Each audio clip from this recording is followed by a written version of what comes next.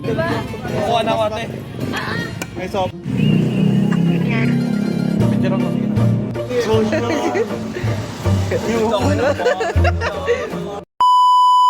Good day mga gar, panibagong araw, panibagong blessing na naman. Ay hindi pala araw, panibagong gabi na naman.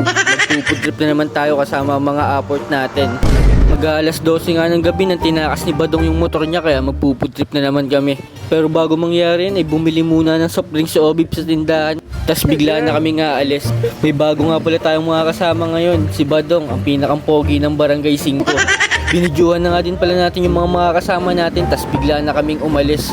Sa pagbiyahe nga namin, inadaanan namin itong Tianggian. Ito nga palang Tianggian ay laging tinatayo tuwing Mayo.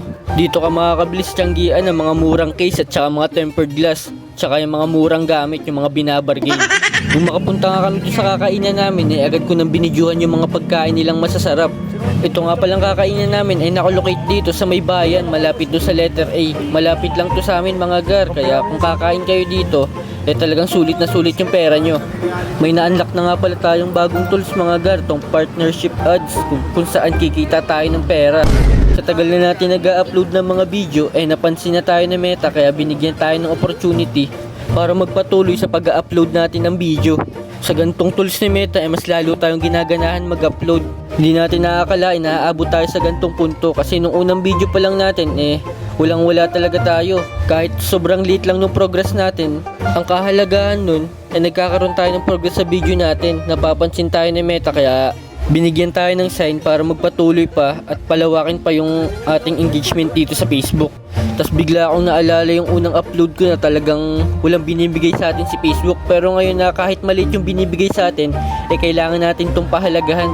Kaya ang laking pasasalamat natin sa mga taong sumusuporta sa atin. Kaya kung ikaw binabalak mo mag-vlog, simulan mo na ngayon. Tanggalin mo yung hiya mo mga gar para kahit wala kang ginagawa nagkakaroon na ka ng progress kahit sobrang liit lang. Pero bago yan, kung umabot ka nga sa part ng video na to ay palike and share naman ako. Maraming salamat sa suporta mo. Pagkatapos nga pala namin kumain agad na akong bumili nitong B-Fresh ng 2 piraso dahil piso isa lang. Tapos binidyuhan na din natin yung mga upload natin habang nag-ML. Tapos binigyan nga din pala tayo ni Champol dyan ng vape.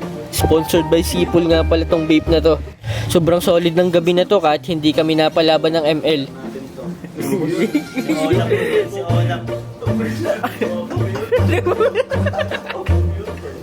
Hanggang dito na lang muna tayo. Maraming salamat sa panonood.